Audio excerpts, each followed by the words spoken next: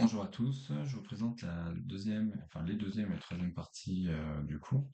Euh, la deuxième partie porte sur la notion de schéma normalisé. Donc, un schéma normalisé, c'est l'idée d'utiliser des règles communes pour représenter des schémas électriques, donc des circuits électriques à la base. Pour rappel, donc c'est une ou plusieurs boucles, et une boucle, on a dit, c'est un ensemble d'un dipôle générateur et de moins un dipôle récepteur qui sont reliés par des éléments conducteurs. Donc, et ces dipôles-là, ils fournissent soit d'énergie, soit ils la convertissent d'une forme d'énergie électrique en une autre. Pour passer d'une représentation, on va dire, stylisée ou esthétique d'un circuit électrique à un schéma normalisé, on va utiliser un ensemble de règles. Ces règles, elles sont rappelées ici. Donc en fait, vous avez ni plus ni moins que des symboles qui doivent être utilisés pour faire cela. Donc je ne vous demanderai pas de les apprendre par cœur. C'est mieux si vous en reconnaissez certains, mais l'idée c'est que vous puissiez les utiliser. Donc ces symboles, par exemple, la diode, vous voyez, c'est une espèce de flèche avec un petit mur. On n'aurait pas vu. Il n'y a pas de souci, vous voyez au moins comment ça marche. Une lampe, c'est toujours un cercle avec une croix dedans. Un générateur, toujours un cercle avec un G, une pile, un grand trait avec vertical avec un plus et un autre qui est parallèle avec un moins. Un moteur, c'est un cercle avec un M dedans. Voilà. Donc globalement, on va utiliser ces règles-là pour construire des circuits.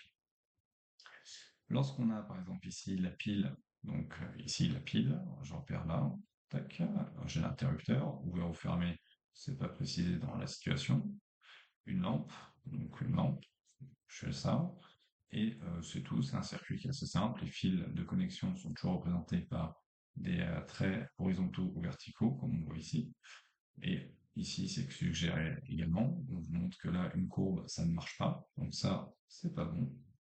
Ça, c'est OK pour quelle raison? Parce que c'est vertical et horizontal. Ici, vous voyez, hop, ça ne marche pas. Donc c'est pas bon. Et là, le souci qu'on a, c'est qu'en fait, on doit avoir systématiquement, comme vous voyez sur le symbole ici, euh, aux deux extrémités donc d'un dipôle, ce qui représente les bornes, on doit avoir une continuité donc entre la ligne de départ et la ligne qui suit. Vous voyez que là, en fait, on a un angle droit, donc ça ne marche pas. Alors que là, hop, vous voyez bien, on a quelque chose qui se poursuit. Donc ça, c'est la bonne façon de représenter. Donc ça, on a un circuit électrique qui est très simple, il y a juste le dipôle générateur et le dipôle récepteur. Et donc là, pour passer de là à là, eh bien, on a la pile. On reprend les règles qu'on a vues précédemment, c'est-à-dire que l'ordre des dipôles dans une boucle n'a aucune importance. Donc la pile, je l'ai représentée là, j'ai fait en sorte de représenter bien le moins et le plus du bon sens, donc c'est pas très grave que ça soit représenté dans un sens ou dans l'autre. Vous avez un interrupteur que j'ai choisi fermé ici, et une lampe, et donc j'ai tout relié avec des traits verticaux et horizontaux pour que ça marche. Euh, pour faire ce genre de choses, on peut prendre n'importe quel circuit, hein, c'est pas un souci. S'il avait fallu mettre un moteur, j'aurais pu imaginer ajouter quelque chose là. Euh, alors là, c'est pas très joli, mais c'est pour vous montrer comment ça marche. Là, ça reste toujours une boucle dans la mesure où on a du plus vers le moins. On traverse l'ensemble des dipôles récepteurs. Donc ici, lui, c'est un convertisseur d'énergie électrique en énergie lumineuse. Ici, convertisseur d'énergie électrique en énergie cinétique. La dernière partie du cours, elle porte sur la notion de capteur. Alors les capteurs, on a vu que c'était quelque chose d'un peu particulier, c'est-à-dire que ce sont des dispositifs qui vont s'intégrer également dans les circuits électriques.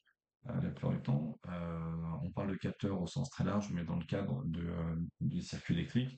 Donc ce sont des dipôles qui vont transmettre aussi certaines formes d'énergie qui peuvent parfois être un peu surprenantes. Là, en l'occurrence, on a un dipôle qui va être plutôt dipôle type générateur, c'est-à-dire qu'on a une cellule photovoltaïque. Donc ces cellules photovoltaïques, c'est ça. Donc le dipôle, ça ressemble à une diode qu'on a vu plus haut. Voilà, je suis désolé, c'est pas très joli, mais avec un PC, c'est pas très simple de faire des choses très esthétiques. Et on oriente des flèches vers lui pour dire qu'il capte de l'énergie. En fait, c'est pour représenter les rayons du soleil, ni plus ni moins. Donc il reçoit l'énergie du soleil et On a donc une alimentation qui est possible vers la lampe. Donc on a la lampe qui brille. On a déjà vu une activité, donc l'activité 4 hein, sur la photorésistance.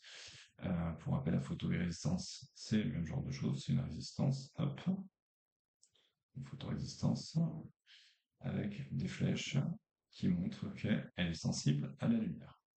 Et on avait vu que ça régulait le passage du courant électrique.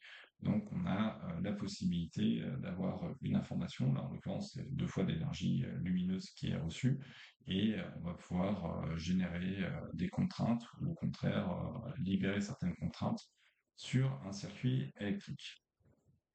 On en a eu pas mal, enfin juste à l'oral parfois, mais globalement on reprend toujours le même schéma, donc les chaînes d'énergie.